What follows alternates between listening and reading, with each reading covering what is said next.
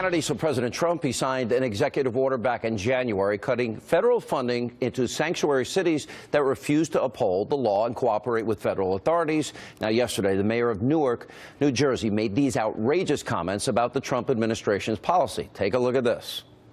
I think that them targeting sanctuary cities is a way for them to tell mayors and other folks, around the country, one, that they're sticking to what I think is a very unconstitutional and un-American policy, and trying to intimidate us into being what I've called fugitive slave catchers, to run around and do their bidding in our cities. Future slave catchers, really? Here with reaction, the author of the best-selling book, Cop Under Fire, Milwaukee County Sheriff David Clark, Fox News correspondent at large, Geraldo Rivera. First of all, he doesn't get to decide what's constitutional or un-American. He doesn't make the laws of the land, and he doesn't get to pick and choose which ones he's going to choose to obey. But to use the slave analogy, really? Fugitive slave catcher. It's a catchy line. It is inflammatory. You're absolutely right. It is sheer political rhetoric, but it shows the depth, Sean, of the emotion of this issue.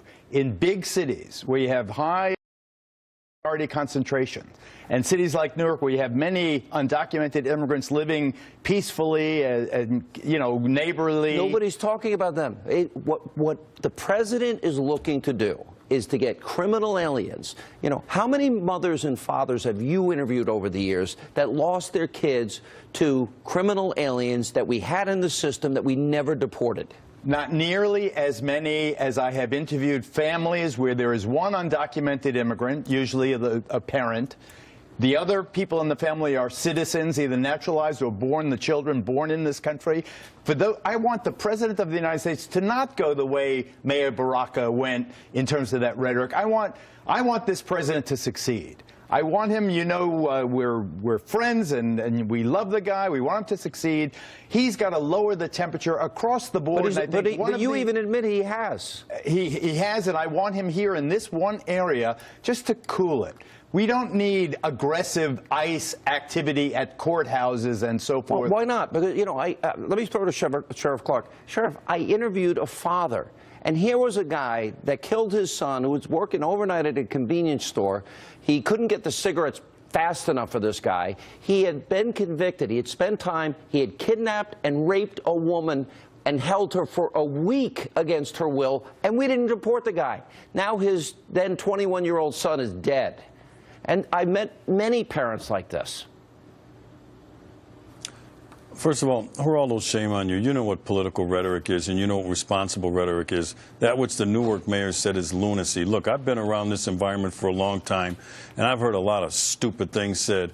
But that which the mayor of Newark said, comparing fugitive slaves to illegal aliens, is the gold standard of stupidity. I wish we could go back in time and talk to Dred Scott, talk to Nat Turner, talk to Frederick Douglass, and ask them if it is the same thing to say a slave, someone who was taken against and held against their will and returned back to a slave master, is the same thing as the obligation to enforce our immigration laws. Look, count on the left to talk crazy, to talk outrageous, to try to add fuel to this thing. That's not what's going on.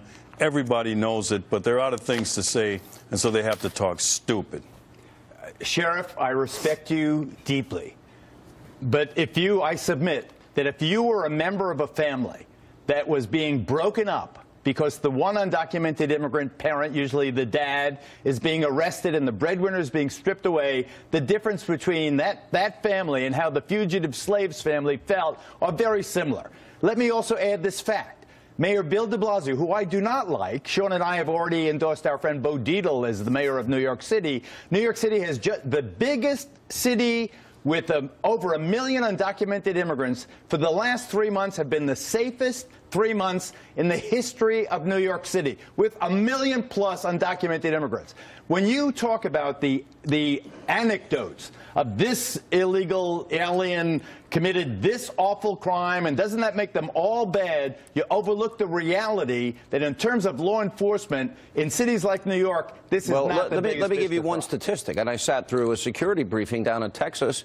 in a 7-year period of time, illegal immigrants committed, including rape and murder, 642,000 crimes against Texans in a 7-year period. Why should Texans be the victims of these crimes? All I can say is I can cite the same study, Sean, and I know that I am at odds with many people watching right now. And God bless you, I know we have different points of view, as Sheriff Clark does, than I do.